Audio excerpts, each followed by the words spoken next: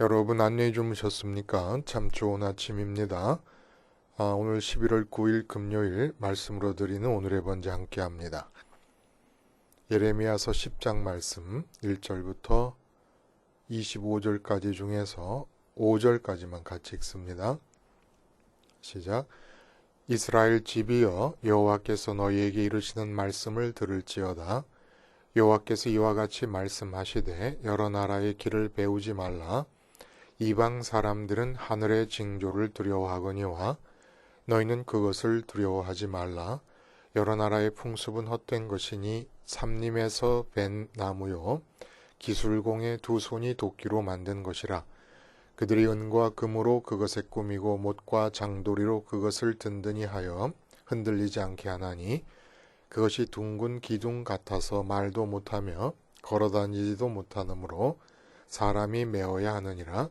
그것이 그들에게 화를 주거나 복을 주지 못하나니 너희는 두려워하지 말라 하셨느니라.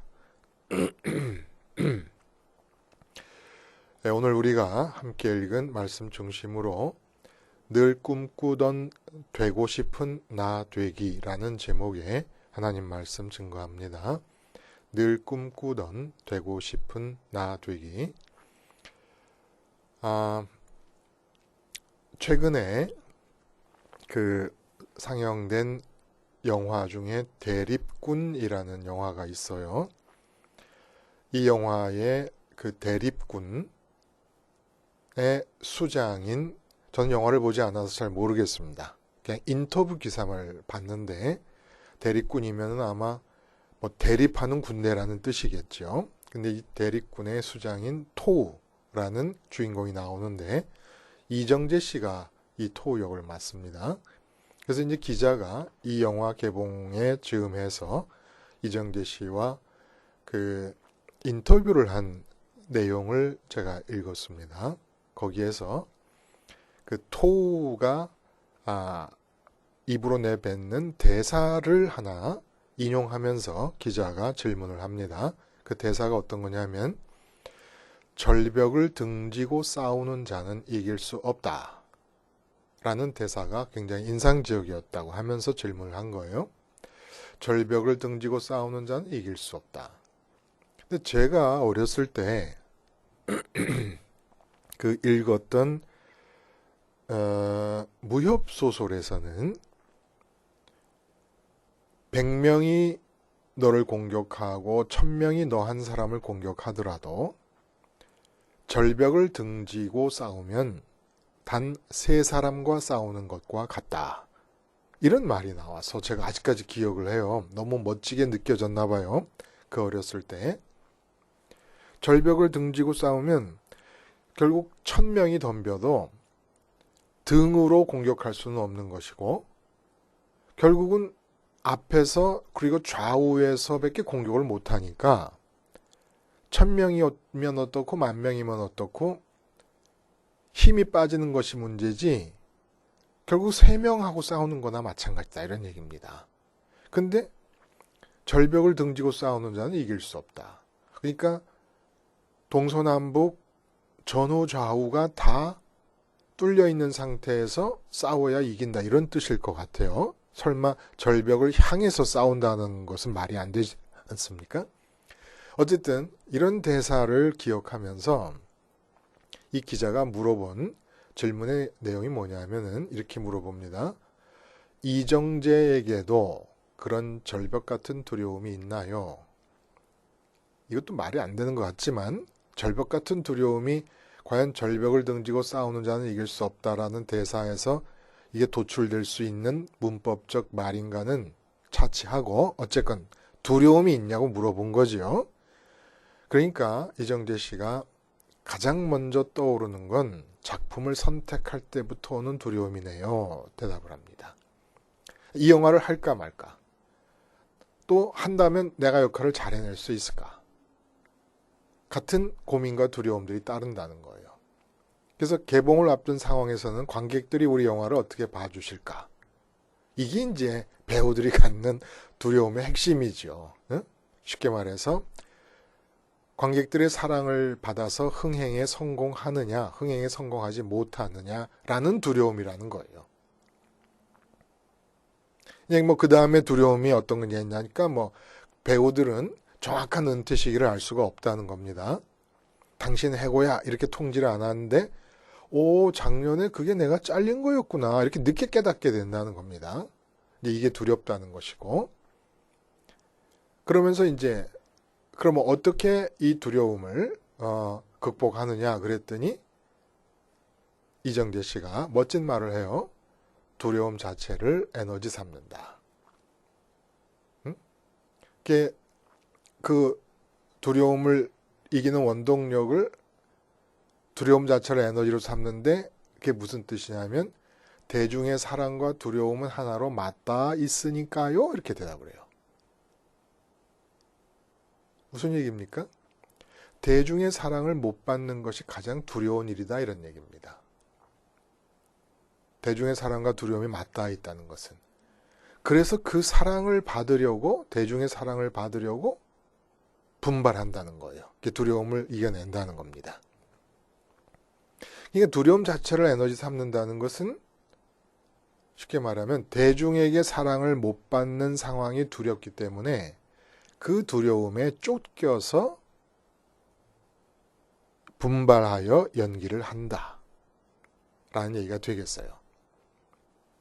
그래서 이 두려움에 쫓겨서 산다라고 하는 이것이 어느 정도로 우리 삶에 깊이 들어와 있냐면 심리학자들은 이렇게까지 얘기합니다.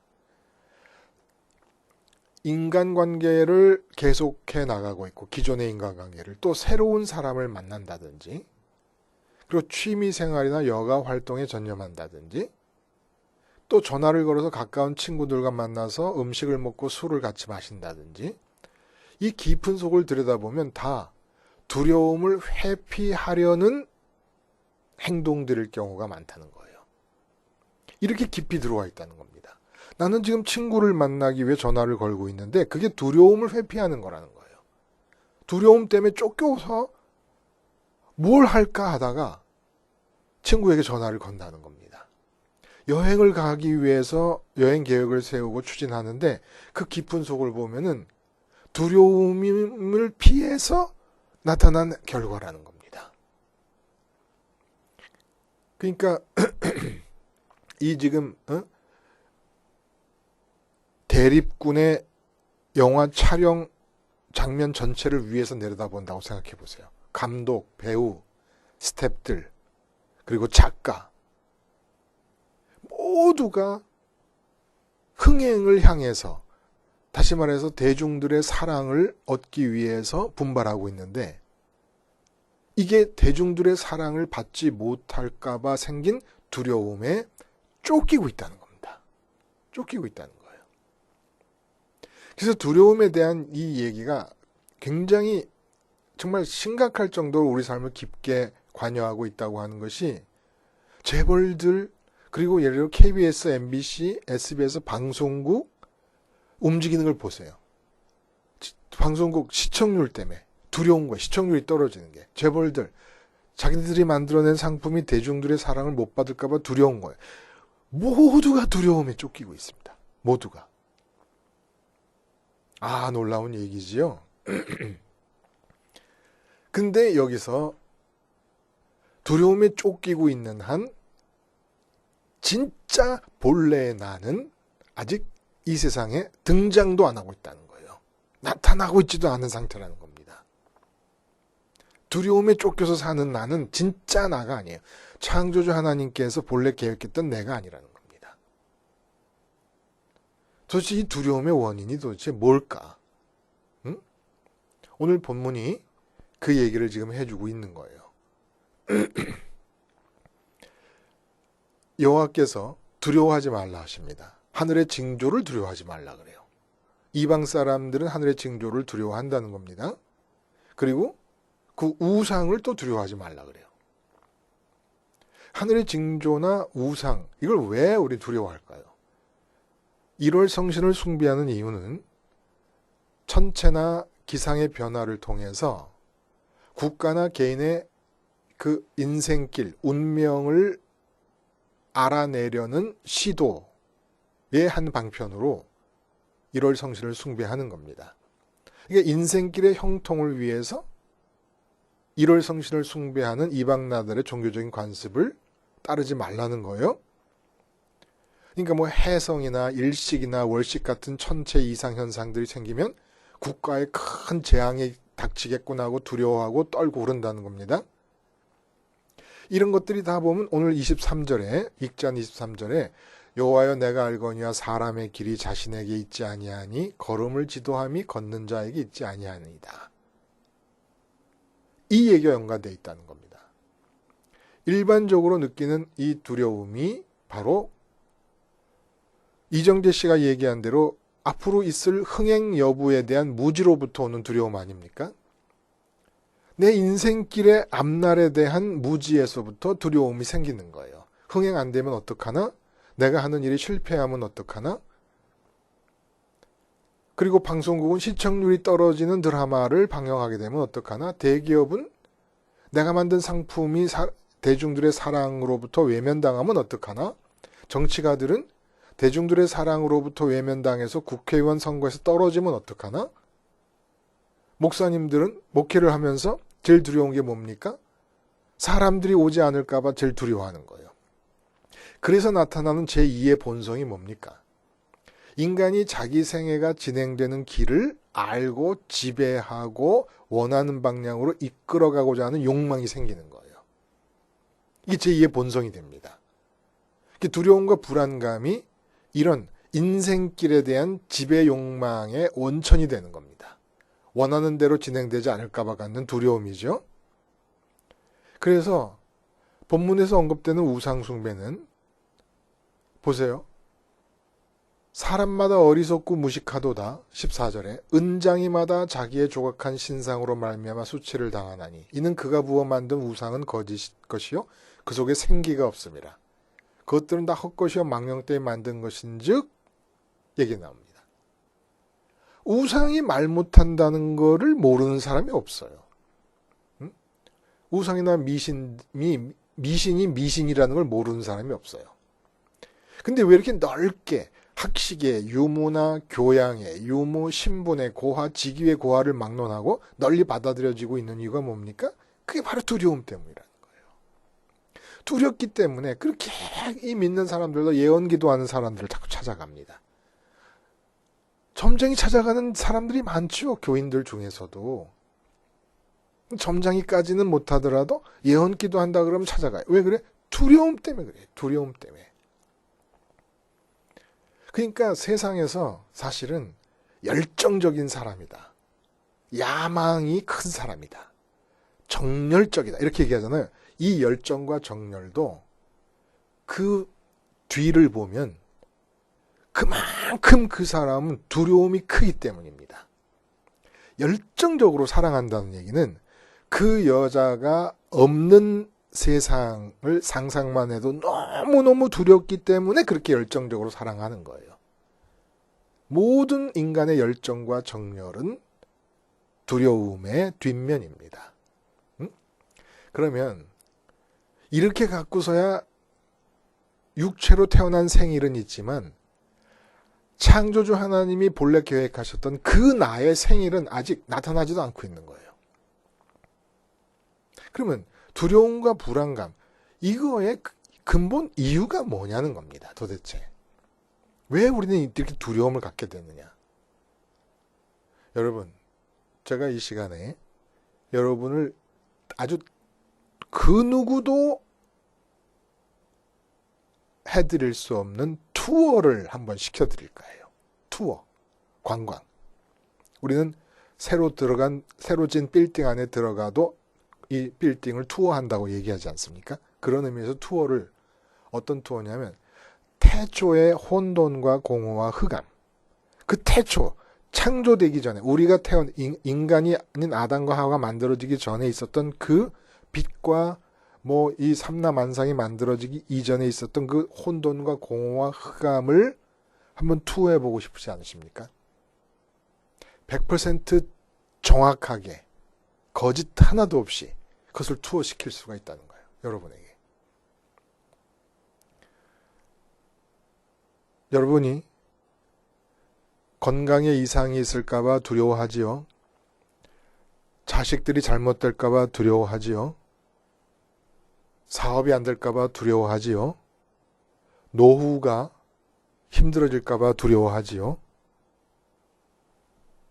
그 두려움이 혼돈과 공허와 흑암을 지금 여러분의 마음이 맞대면하고 있다는 증거라는 겁니다. 우리가 쥐를 본다든지 길거리에서 뱀을 보면 막 소리를 지르고 소름이 돋고 막 소스라치지 않습니까? 그 느낌이에요. 쥐나 뱀을 보면은. 마찬가지로 지금 사업 때문에 두려움이 생기잖아요. 건강에 이상이 생겨서 예를 들어 암이 진단될 가능성이 농후해졌다. 그래서 지금 그 진단 소식을 기다리고 있다. 두렵지 않습니까?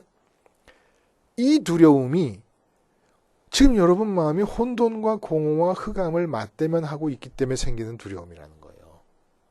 사업이 망할 것이기 때문에 생긴 두려움이 아니라는 겁니다. 혼돈과 공허와 흑암을 우리 인간은 마음속에 품게 돼 있어요. 하나님 크기의 공백 안에 혼돈과 공허와 흑암이 들어있어요. 그래서 하나님이 안에 들어오시지 않으면 혼돈과 공허와 흑암이 물러갈 수가 없습니다. 근데 혼돈과 공허와 흑암이 우리 마음에 있으면서 우리 마음에 주는 느낌이 뭐냐면 그게 두려움인데, 문제는 두려움의 환전 현상이 일어난다는 겁니다. 달러를 한국 돈으로 바꾸고 한국 돈을 일본 돈으로 바꾸듯이 환전 현상이 일어나는데, 혼돈과 공허와 흑암이 마음속에 채워져 있음으로써, 다시 말해 하나님이 들어오셔서 혼돈과 공허와 흑암을 물리치지 않음으로써 생기는 두려움을 우리는 사업이 안 될 것 같다, 안 될지도 모르고 될지도 모르고 사실은 모르는 상황인데도 사업이 안 될 것 같다라는 사실로 환전을 시켜서 두려워하는 겁니다. 여러분, 내 몸이 암에 걸려서 죽을지도 모른다라고 하는 지금 진단을 기다리고 있으면 그것이 우리에게 두려움이 될 것 같아요? 원래 그거는 두려움의 이유가 될 수가 없는 것들입니다. 혼돈과 공허와 흑암이 마음속에 들어차가지고 내 마음에 전달하는 두려움을 건강이라는 것으로 환전하고 있을 뿐이에요. 그러니까 두려움이 극복이 안 되는 거예요.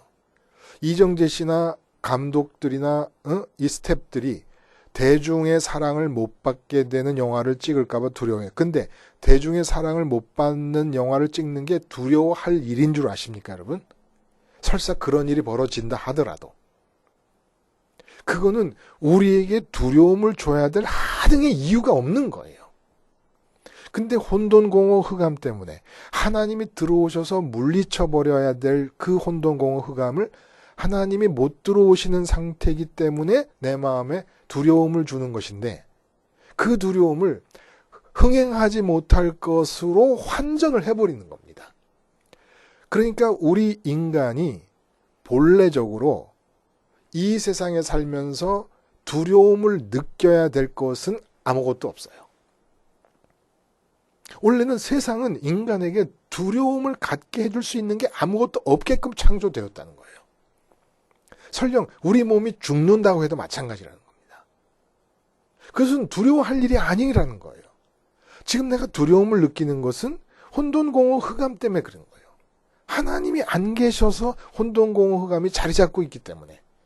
근데 그 두려움을 내 몸이 죽는 것으로 환전시키고 있는 거라는 겁니다. 이게 믿어져야 두려움이 극복이 됩니다. 이게 안 믿어지면 두려움을 극복할 수가 없어요. 계속해서 내 몸이 죽는 것을 두려워하고, 사업이 안 되는 걸 두려워하고, 흥행이 안 되는 걸 두려워하고, 교인이 안 오는 걸 두려워하고, 장사가 안 되는 걸 두려워하고, 대학에 떨어질 걸 두려워하고, 이렇게 두려워하고 있는 동안 두려움이 극복될 수가 없다는 겁니다. 그래서 오늘 본문에서 하나님께서 우리의 분깃이 된다라는 말씀을 16절에 하십니다.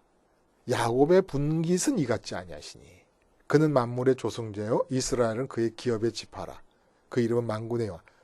그리고 23절에 아까 말씀드린 대로 여호와야 내가 알거니와 사람의 길이 자신에게 있지 아니하니 걸음을 지도함이 걷는 자에게 있지 아니하니이다. 이게 무슨 두 귀절을 합치면 어떤 뜻이 되느냐?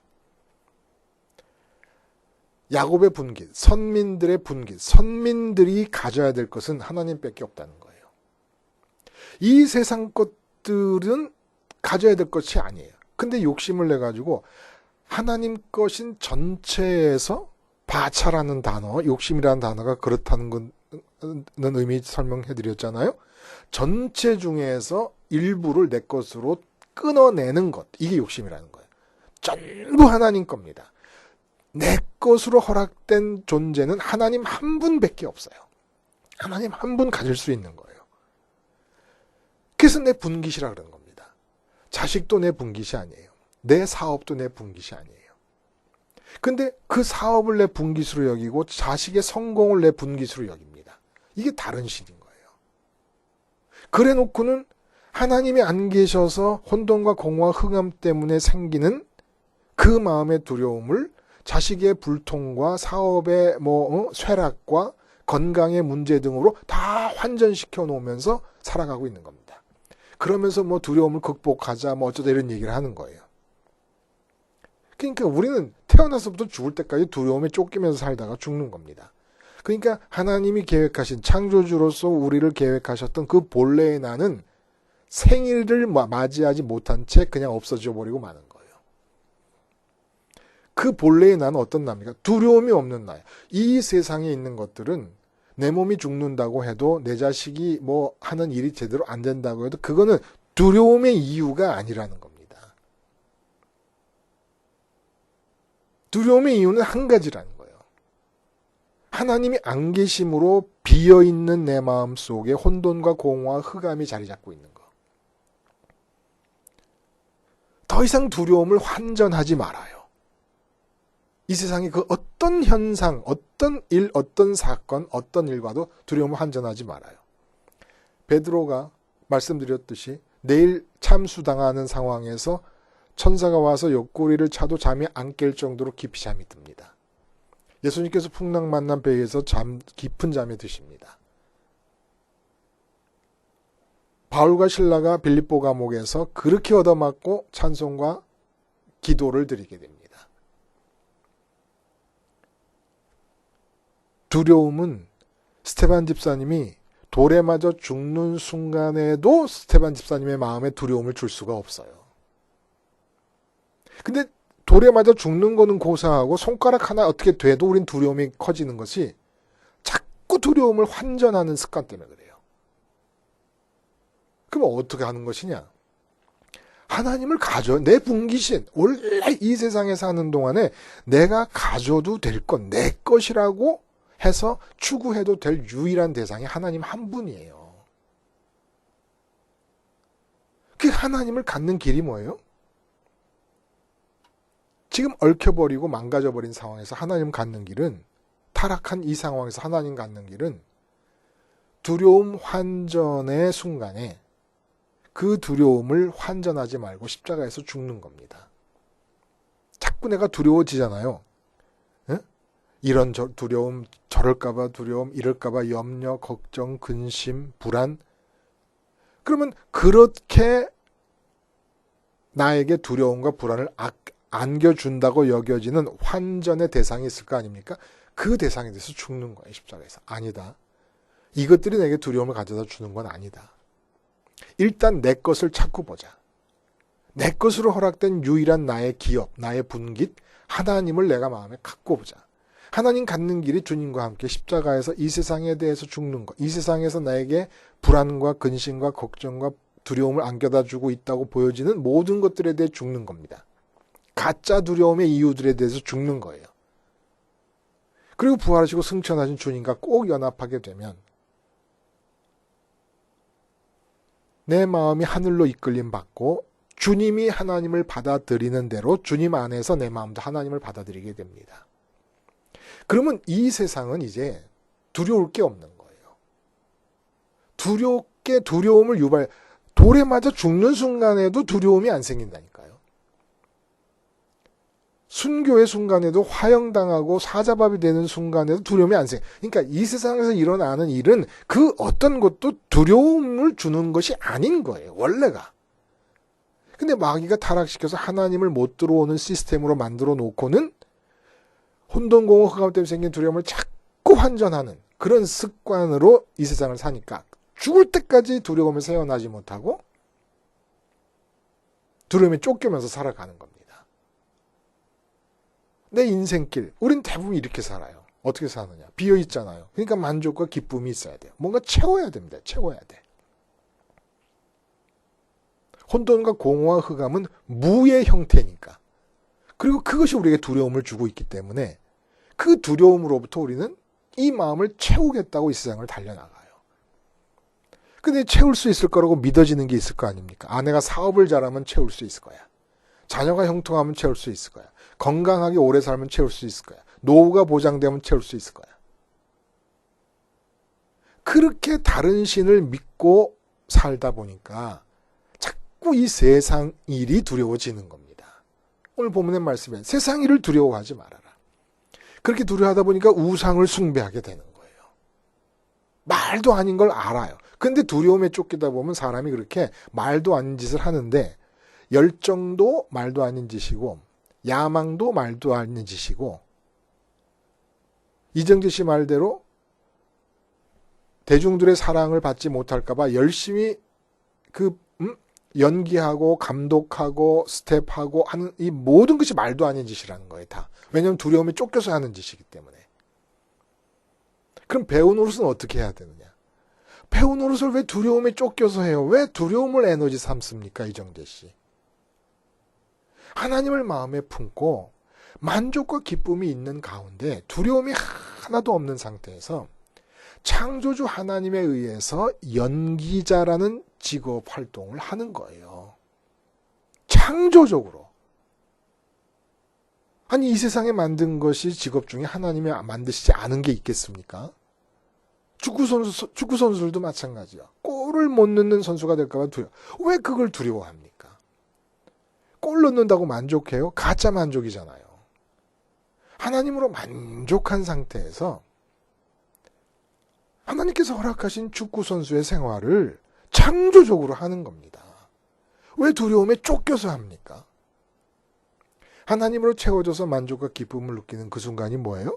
내가 본래의 나로서 태어나는 생일이에요. 태어나는 순간입니다.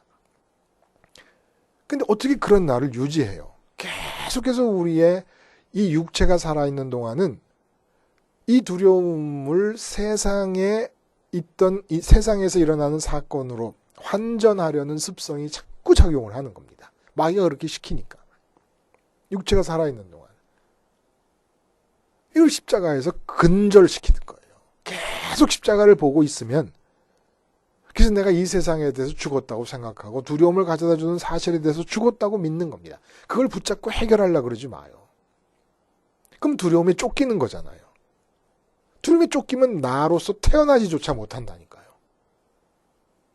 그런 두려움이 생길 때마다 이거는 지금 돈이 안 벌리기 때문에 생기는 두려움이 아니야. 하나님이 안 계셔서 혼돈과 공허, 흑암이 주는 두려움을 내가 자꾸 이렇게 환전하고 있구나. 자식 때문에 생기는 두려움, 염려가 있으면 이건 지금 내가 환전하려는 거야. 그러니까 일단은 두려움을 없애고 보자. 그래서 내 마음에 하나님을 모셔드려서 두려움이 없어지고 나면 본래의 나가 나타나는 거예요. 그 본래의 나로서 그동안 두려워했던 일들을 딱 마주대해서 하나님이 이끄시는 대로 우리가 걸어가지만 우리 길을 우리가 알지 못한다 그러지 않습니까? 23절에. 24절입니까? 하나님이 이끄시는 대로 걸어가면 되는 거죠. 이게 진짜 나라는 거예요. 이런 나 없이는 두려움에 쫓겨 살다가 나는 이 세상에 태어나지도 못한 채 내 생애가 끝나버리고 맙니다. 그래서 십자가 생활화가 뭐예요? 두려움을 근절하는 거예요.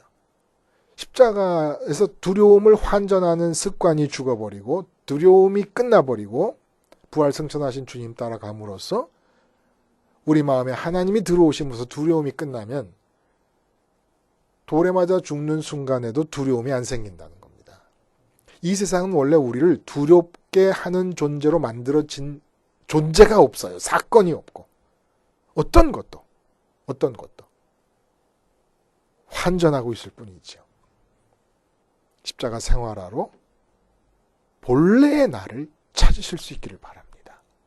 두려움에 쫓기지 않는 나, 만족과 기쁨으로 삶을 출발하는 나, 어떤 직업을 갖더라도 하나님 때문에 생긴 만족과 기쁨을 표현하는 나로서 살아가실 수 있기를 바랍니다. 기도하시겠습니다. 하나님 아버지, 주님의 십자가를 생각하며 함께 죽었음을 고백하는 일이 뭐가 그렇게 어려운 일이라고 평생을 두려움에 쫓기고 이 두려움에 쫓기고 저 두려움에 쫓기고 이 두려움에 치이고 저 두려움에 치이면서 살아갑니까? 십자가 생활화를 통하여 항상 하나님과 나와의 관계가 주님을 통하여 흘러들어오고 유지될 수 있는 상태를 유지함으로써 진정한 나로서 태어나게 하시고 만족과 기쁨이 평강이 내 하루하루 삶의 출발점이 되게 해 주시옵소서. 예수님의 이름으로 기도드리옵나이다. 아멘.